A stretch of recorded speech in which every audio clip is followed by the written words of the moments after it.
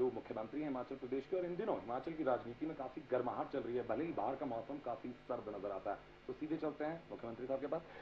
आपका स्वागत है एमएचएन न्यूज में। धन्यवाद।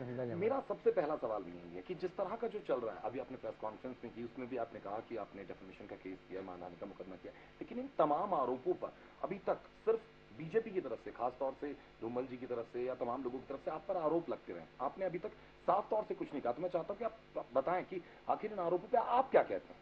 ये बिल्कुल झूठे आरोप है, राजनीति से प्रेरित है, और ये आने वाले जो लोकसभा चुनाव है उनको ध्यान में रखकर ये आरोप लगाए गए हैं। मैं ये कहना चाहूँगा कि प्रेम कुमार धूमल जी और जो भारतीय नेता हैं, भारतीय जनता पार्टी नेता है, उनकी आरोपों को लगाने की, झूठे आरोपों को लगाने की पुरानी आदत है। जब प्रेम कुमार धूमल प्रथम बार मुख्यमंत्री बने और मैं उस वक्त विपक्ष का नेता था, तब एक कोलिशन गवर्नमेंट बनी थी। बिल्कुल। उस गवर्नमेंट ने पहले तो एक तथाकथित चार्जशीट जो मेरे खिलाफ थी उसको सीबीआई को भेजा। उस वक्त केंद्र के अंदर जो है अटल बिहारी वाजपेयी जी प्रधानमंत्री थे।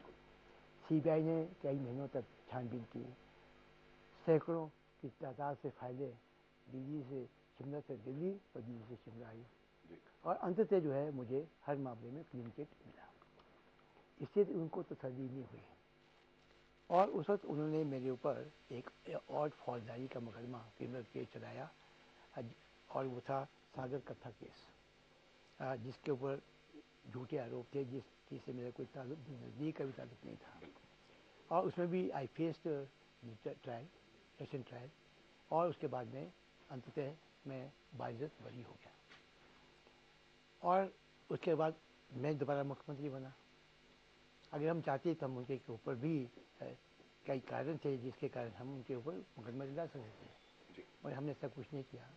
तो हम नहीं चाहते थे कि हिमाचल में भी ऐसी परंपरा है, जैसे कि आप पंजाब में या तमिलनाडु में देखते हैं, लेकिन जहाँ एक परंपरा बन गई है कि जो सरकार आती है, वो जो नई सरकार आती है, वो पिछली सरकार के लोगों के ऊपर मुकदमा चलाते हैं। इसको ध्यान में रखते हुए मैं मुख्यमंत्री होते हुए भी हमने कोई मुकदमा नहीं चलाया, कोई इंक्वायरी तक नहीं की। उसके बाद मैं फिर मुख्यमंत्री बना। अब की बार उसके बाद प्रेम कुमार धूमल जी जो है, हाँ, दोबारा मुख्यमंत्री बने, और इस वक्त भी उन्होंने मेरे खिलाफ जो है मुकदमा चलाया। मैं केंद्र में था, मैं केंद्र का मंत्री था, कैबिनेट मिनिस्टर था। उन्हें तथाकथित सीडी कांड को लेकर मेरे ऊपर जो है क्रिमिनल केस चलाया, जो बिल्कुल झूठी थी, आधारहीन थी, और उसमें भी ट्रायल फेस करने के बाद आई वॉज ड्यूली एक्विटेड। तो ये इनकी एक बैकग्राउंड रही है, और अभी भी ये झूठे आरोप है। मैंने आज, और इसका पूरा खंडन करता हूँ, राजनीति से प्रेरित है, मैंने आज जो है 3 डेफेमेशन सूट फाइल किया है। एक सूट जो है वो है श्री प्रेम कुमार धूमल और श्री अरुण जेटली जी के ऊपर, और एक दूसरा सूट जो है वो है श्री अरुण धूमल के ऊपर, और तीसरा है जो क्रिकेट एसोसिएशन के प्रेसिडेंट है अनुराग ठाकुर के ऊपर, और वो रखा है। और जहाँ तक ये है कि आप खामोश है, सवाल ये है, एक ऑर्गेनाइज तरीके से, सुयोजित ढंग से जो है वो एकदम से जो है मेरे खिलाफ जो है मीडिया चार्जेस, ट्रायल मिलना शुरू हो गया। I face media trial. मैं कहना चाहता हूँ, अगर किसी टेलीविजन की चैनल में उन्होंने बहस रखी है इस मामले में, तो वो मुझे भी आमंत्रित करते हैं। वो कहते हैं कि भाई आज आपके ऊपर जो तथाकथित आरोप है उसके बारे में कोई चर्चा हो रही है, आप आइए। अगर आप ही आ सकते हैं तो अपना कोई ऑथोराइज्ड आदमी भेजे who knows all the facts and figures. ऐसा नहीं हुआ, और बड़ी प्रतिष्ठित चैनलों ने भी इस किस्म का यकतरफा जो है एक आया। आज नई परंपरा शुरू हो गई है हिंदुस्तान के अंदर मीडिया ट्रायल की, और I am a man of peace. मैं अपने चुपके से अपना काम करता हूँ। लेकिन बिरबल जी, यहाँ आप कह रहे हैं मीडिया ट्रायल की, इसलिए हम आपका पक्ष जानना चाहते हैं क्योंकि जनता हकीकत जानना चाहती है कि कौन गलत है कौन सही। ये फैसला कोर्ट करेगा जहाँ पे आपने पूरा का पूरा मामला इस वक्त डाला है। लेकिन सवाल ये है, जिस तरह मैं ये कहना चाहता हूँ कि जो उनका आरोप है बिल्कुल झूठा है। मैं एक सवाल बिरबल जी, उन पर आरोप, जो सबसे गंभीर आरोप आप पर अरुण जेटली जी ने लगाया या प्रेम कुमार धूमल ने लगाया, वो पैसे लेने का लगाया, वो करप्शन का बिल्कुल झूठ है। अगर एक पैसा भी लेफ्टिनेंट के रूप में चार्ज हुआ, I will not only resign from my post, I will retire from politics. मगर मैं कहना चाहता हूँ बिल्कुल झूठा आरोप है, क्योंकि वो जो है वो एक पावर प्रोजेक्ट की बात करते हैं। बिल्कुल बात करते हैं। वो जो पावर प्रोजेक्ट है वो 14, हाँ, उसका 14-15 मेगावाट का है, वो हमने नहीं दिया। It was given by BJP government, and ये बार बार उससे एक्सटेंशन करते रहे। जो वो लोन लेने की बात की गई है, क्या सुनिए मेरे से वो दिया गया, और इट वॉज उसको जो है ये वो हाई कोर्ट में गए, सुप्रीम कोर्ट में गए। सुप्रीम कोर्ट में जब गए तो उस बीच में फिर मैं मुख्यमंत्री आया और हमने उनको एक्सटेंशन दी कुछ समय के लिए, और हुकूमत की सरकार ने उसको रिजेक्ट कर दिया। उसके बाद उन्होंने 4 दफ़ा जो है उनको एक्सटेंशन दी, मतवातर 1, 2, 3, 4। और अब की बार जो है जब मैं मुख्यमंत्री बना तो हमने जो है उनको 10 महीने की एक्सटेंशन दी, बड़ी सख्त शर्तों के साथ कि वो जो है कुछ निर्धारित राशि जो है वो जमा करेंगे, जो लाखों में जाती थी, और 1 महीने के अंदर जमा करेंगे, नहीं करेंगे तो उनका प्रोजेक्ट कैंसिल किया जाएगा। और जब मैं ठीक है आई टेक फैमिली लोन्स, मगर वो ऐसे वक्त था जहाँ मैं हिमाचल का मुख्यमंत्री नहीं था और हमारे दिलो दिमाग में नहीं था कि मैं हिमाचल में जाऊंगा और मैं मुख्यमंत्री बनूंगा। तो ये बात थी, I know the family from before, what you know, and I take it by check, cross check से आया है, और क्रॉस चेक से ही उनको हम किस्तों में विद इंटरेस्ट वापस पैसा कर रहे हैं। बिल्कुल, यही मैं वीरभद्र जी यही पूछना चाहता हूँ कि जिस तरह के आरोप लग रहे हैं वो कम से कम तरीके, वो चीजें निकलकर साफ तौर से सामने आए।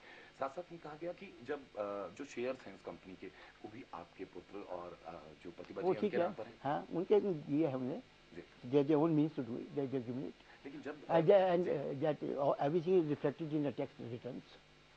मेरी अपनी टैक्स की रिटर्न में रिफ्लेक्टेड है। मैं एक चीज पर और चाहूंगा कि जनता को आप सही तरीके से समझाएं कि जब आपके अकाउंट में पैसे ट्रांसफर होते हैं, जो आपने लोन लिया, जो आप कहते हैं क्रॉस चेक के माध्यम से ले गया, उसके 10 या 15 दिनों बाद ही एक्सटेंशन मिल जाता है उस कंपनी को। नहीं, लेकर कोई सफाई नहीं, ऐसे नहीं, ये तो लोन तो बहुत पहले हुए हैं जी। हाँ,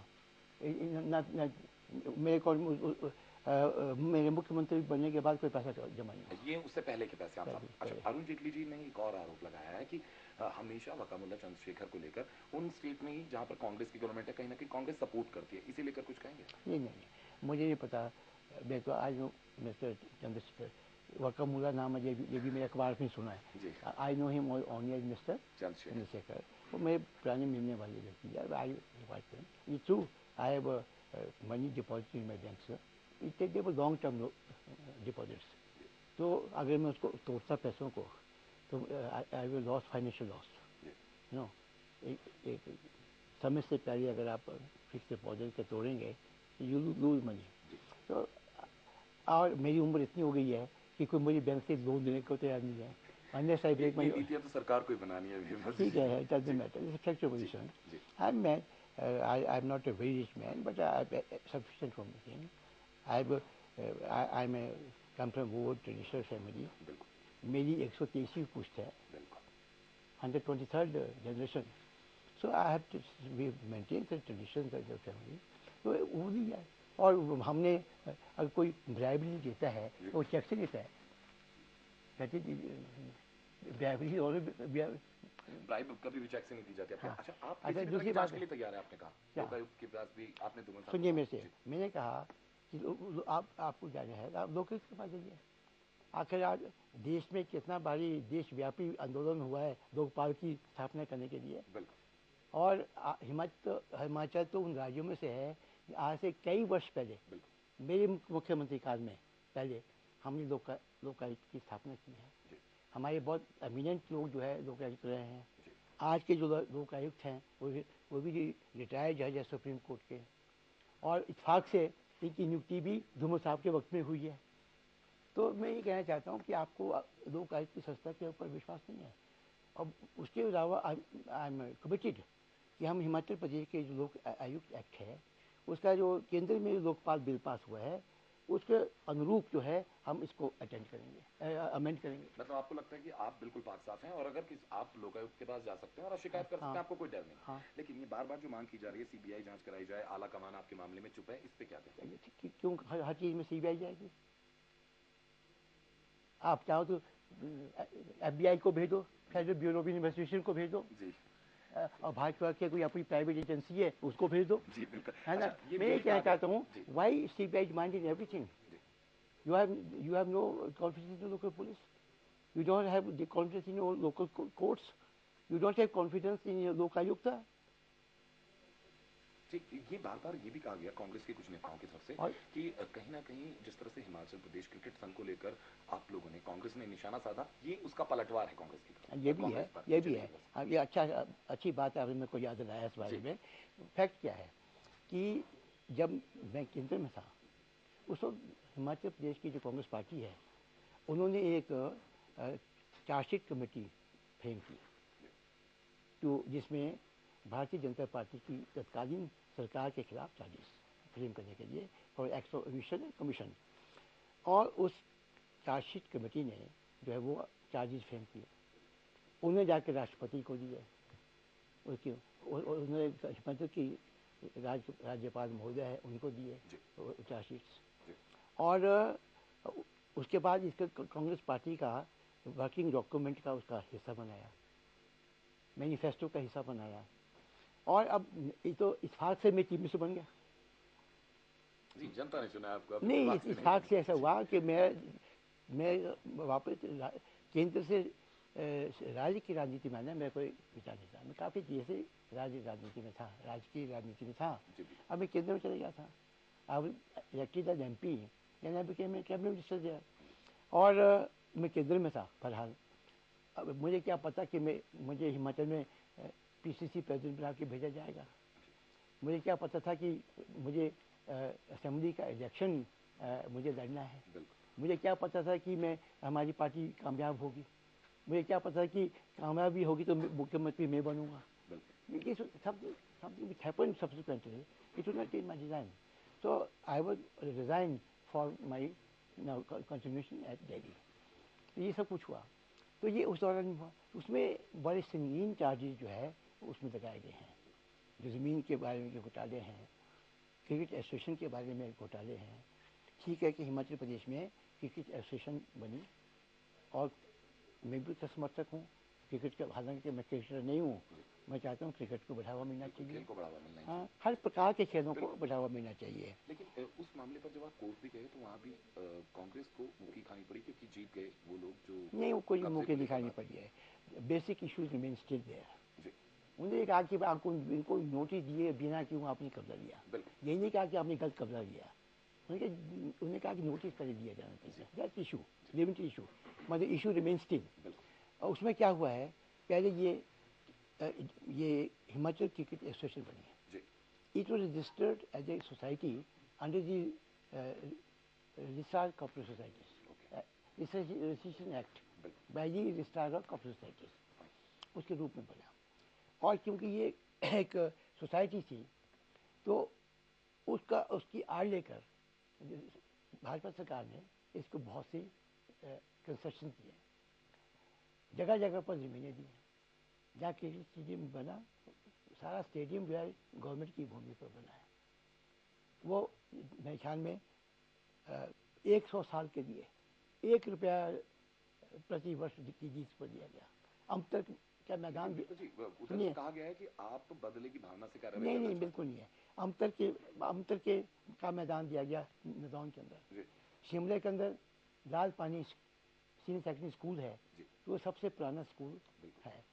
जनरल जियाउल हक भी इसमें पढ़े हुए हैं, और इतना पुराना स्कूल है। उसका जो खेल का मैदान है, दैट वाज लीज्ड आउट इस एसोसिएशन को, और वहाँ पर बजाय कि वो क्रिकेट के मैदान के रूप में उसको विकसित करते, वहाँ पर ताले लगाकर ताला लगाकर उसको क्रिकेट अकेडमी में बदला गया, और वो भी लंबे अरसे के लिए 1 रुपया प्रति वर्ष के हिसाब से दे दिया।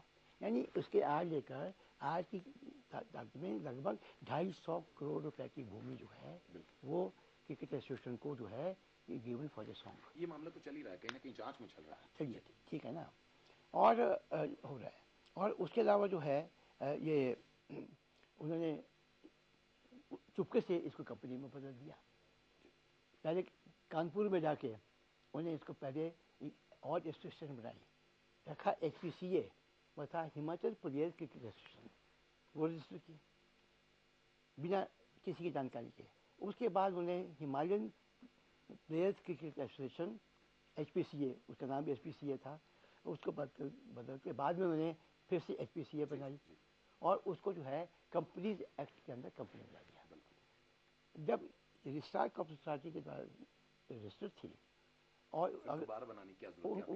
उनको चाहिए था, अगर उसको कंपनी बनाना का इरादा था, ये उनको चाहिए थी कि इसकी पूर्व सूचना ही नहीं बल्कि पूर्व अनुमति जो है वो रजिस्ट्रार ऑफ सोसाइटी से देनी चाहिए थी। ये कानूनी चीज़ है, उन्हें चुप से कर दी।